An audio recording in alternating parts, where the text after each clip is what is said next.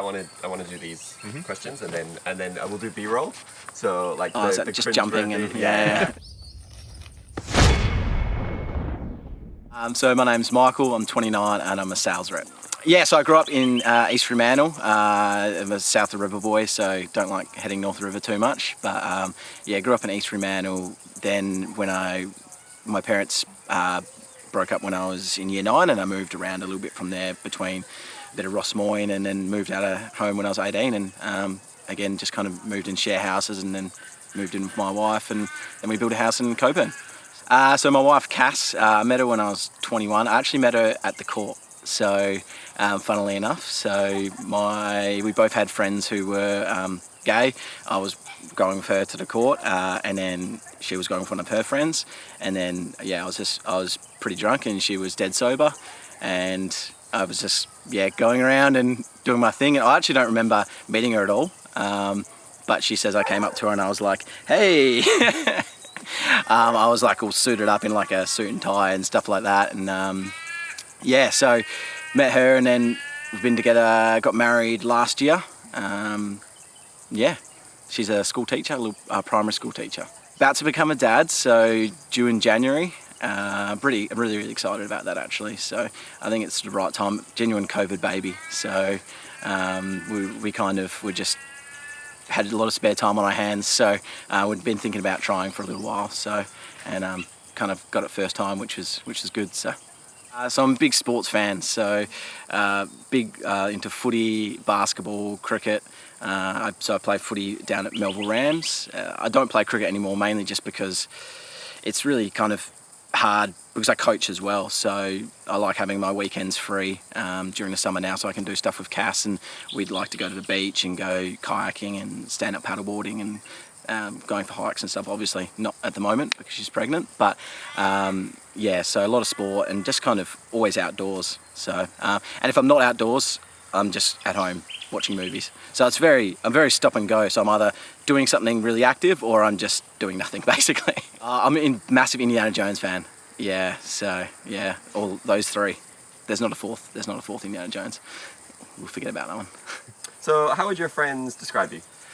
I'd like to hope they think I'm funny, but I think they'd probably say I'm a pretty loyal person. So in my normal everyday life, I think loyalty is pretty big for me. So I would do anything for them, and I expect the same from them. Like catching up for a drink and having plenty of beers and that kind of thing. So I think they'd describe me as just a pretty good bloke who's pretty loyal and likes having a good time and pretty funny. In the game, loyalty would mean nothing to me. So in my everyday life, it's huge, but in the game, I want to go out there and basically, I'm here to make friends and have fun, but I'm here just to win, basically. I don't know if it's more courageous or scary or stupid, but when I was in New Zealand with Cass during the New Year, and there's a couple of, obviously you guys know in New Zealand there's volcanoes and that kind of thing. There's this big volcano in the North Island called Ruapehu in the Tongariro, and they've got this alpine crossing, which is basically where you climb across the spine of a mountain, and everyone we've spoken to go, you have to do this, it's the best thing you'll ever do. We rock up there and we go there in the morning, and the weather is just terrible, and there's like security guards at the front. They're like, you guys should probably think about turning back, and we're in New Zealand, we're never going to be there again, this is the only day we could have done it. And so us and like a whole bunch of people on the bus were like, oh, we'll just take our chances and we'll go. By the time we got to the top of the mountain, it's basically climbing through a cloud, and it's windy as all hell, and you're climbing across like this pathway that's like 1.5 meters wide, and there's basically sheer drop off on both sides, and almost felt like we were just going to get blown off into the crater of the volcano. I legit thought we were going to die at some point. I had Cass screaming at me because it was my idea, and she's like, this is not fun at all, why'd you take me here? And we eventually got past like the top, and when it wasn't as windy and you're not going to get kind of blown into the volcano, but that's probably the scariest, and it was pretty courageous because there's no railings or anything like that, so you just got to walk across this small path and hope you're not going to get blown into the crater. How'd you make it up to your wife for that one? I didn't actually make it up to her, I don't think. No, I said we'll never do this again. My biggest strength going into the game will be my social game. I'm really good at being a salesman. I'm really good at changing my persona to match different people. So, I mean, I'm a pretty sporty guy, but I know that heading into this game, the people that play this game are probably, there's not a huge amount of sporty people that play. They're probably a little bit more artsy and that kind of thing, but I'm really good at being the arty or the nerdy person as well, because I know a lot of different things about a lot of different subjects, so I'm really good at talking to a variety of different people. So just my ability to be able to talk with everyone and make friends with everyone, I think will be my biggest strength. I think I'll be an asset in the talent challenges. I don't want to overplay that though. So I think looking back at past seasons, the challenge beasts and that kind of thing aren't, being good at challenges isn't that important in the pre-merge in Backyard Survivor compared to normal Survivor. You're not pushing around 100 kilo blocks or anything like that. It's more about going to come down to social bonds and alliances. So although I want to be good at the challenges, I don't want to be too good. I want to more focus on my social game. You'll eat those words when we have those 100 kilo blocks. Yeah. I'm probably most proud of my dad. So my dad's a forensic policeman. He's gone to Bali for the bombings. He's gone to like Melbourne for the bushfires, Thailand for tsunamis, on like body identification. He's a pretty well respected member of the police force. So he's kind of like my hero growing up, and I'm really, really proud of him. And then also I'm really proud of my wife as well. So she's a primary school teacher. She's, since I've met her and known her, she's kind of gotten her life a lot back on track, and I'm just really proud of what she's been doing and how good she's at a teacher now. So I think the fact that I'm a pretty laid back person, I don't really sweat the small things. So just my ability to kind of go with the flow, and then instead of kind of dwelling on something I can't really fix, I'm more about kind of coming to a solution. So I think I'm a pretty good logical thinker and problem solver. So I think just the fact that if I get thrown a curveball, instead of kind of going, oh, what am I going to do? Sorry for swearing. What am I going to do? I go, okay, well, what can we do about it? Yeah, so I'm a lot more positive person than negative. I think I'm not, super out there super positive, but I'm more of a positive thinker so I'm more optimistic than pessimistic. Great. Have you ever flirted to get your way? I'm actually terrible at flirting. So if I'm talking to like a pretty girl or something like that, I always like freeze up. So I'm actually like a terrible flirt. So no, I haven't flirted to get my way, just because I usually freeze up. And I mean, I'm married now, so not that I can do anything, but even before I met Cass, yeah, if I met like a pretty girl, I'd be in trouble just stumbling over words. I think socially probably my biggest flaw would be I can sometimes talk over people. So, and especially when I'm drunk, I tend to just talk over people whenever I'm talking to them. So I think that's something I probably really need to keep in check, is just listening, and probably treating it a little bit more like how I do in my sales life and my job, where I'm using like more sales techniques of listening to people and empathizing and asking lots more questions rather than just talking at people. I'm actually a real stickler for the rules. So whenever I'm like a pretty big, because I'm pretty competitive, I'm a pretty big board game person. So, and I'm always the person who's like, no, you can't read in the rule book, and I'm like, you can't do that, you can't do that. But usually that's because it suits me. So in the game of Survivor, I think you make your own rules a little bit. There's a baseline of rules, but you kind of make your own rules. So in a board game, I would say no, rules aren't meant to be broken, but if it suits me, then I'll bend or break them.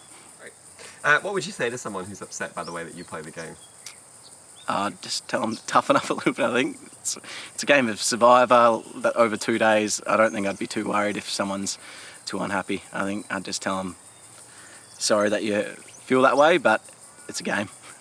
I'm really bad at keeping secrets, to be honest. I love gossiping. So I think in the game, I really need to try and keep that in check. I'll probably try and do most of my gossiping in the confessionals rather than to other people in the game, because otherwise I think I'll get caught in a slippery slope of this person's done that, this person's done that, and I just don't want to become that untrustworthy person in the game. So I'll probably try and keep all my gossiping to the confessionals. So my strategy heading into the game will be probably laying low a little bit at the start. You watch Backyard Survivor and you really, because I am a massive fan of this game, I don't want to come out of the blocks too quick. Otherwise you're like a James from this season where you're just trying to make all these lies and lie and cheat steal from the start. In Survivor, especially in such a quick game like this, you really need to build a baseline of trust really quickly. So probably the first 2 or 3 hours is really just trying to get to know everyone. And I really want to find probably one person, like a ride or die person that I can kind of just rely on. I will definitely be looking for idols. I don't think in Backyard Survivor they are as crucial as in normal Survivor. I think the game moves so quickly that you see the people, the way that they play with idols, and often they didn't actually need them, or they didn't help them in the end. But I'll definitely be looking for them because I think you need them, but I don't think they're as crucial in Backyard Survivor. The reason I want to play Backyard Survivor is because I'm a massive Survivor fan and I love Survivor, and I think this is probably the next best thing. So, and I just really want to see if I have what it takes to actually win. I mean, I always watch it on TV and go, I'd be able to do that, do this, do that. I want to see if it's as hard as it seems. I think I'll be remembered for being a big player who's a little bit villainous. So, but I don't want to come out of the gates and be like a villain straight away, because that's a really good way of getting booted. So I really want to keep all my villainous stuff to the confessionals, so that when all the contestants are watching it back, they go, "Geez, is this what he was saying behind the scenes?" They hopefully thought I was their best friend at the time.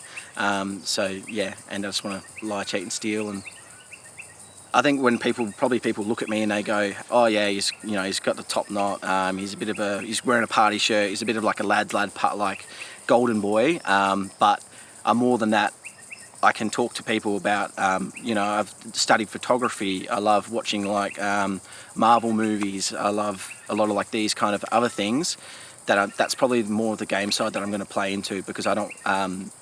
Pretty much every season of Backyard Survivor, there's been a lot of people go home pre-merge that you'd consider probably alpha males. So really got to try and lean into a more social side rather than just kind of relying on challenge strength. Everyone wants to come out and play that lie, cheat, steal game, but in a game like this, you can't just do it from the start, because if you just come out and you just get painted as a dishonest person straight away, people aren't going to want to work with you. So you really need to have 2 or 3 people that you can rely on and work with, so that then you can kind of flip-flop and make all those moves down the track. So yeah, I think merge is when you really need, or just before merge, and merge is when you really need to kind of kick it up a notch. Before that, I think you just, not coast, but build social relationships.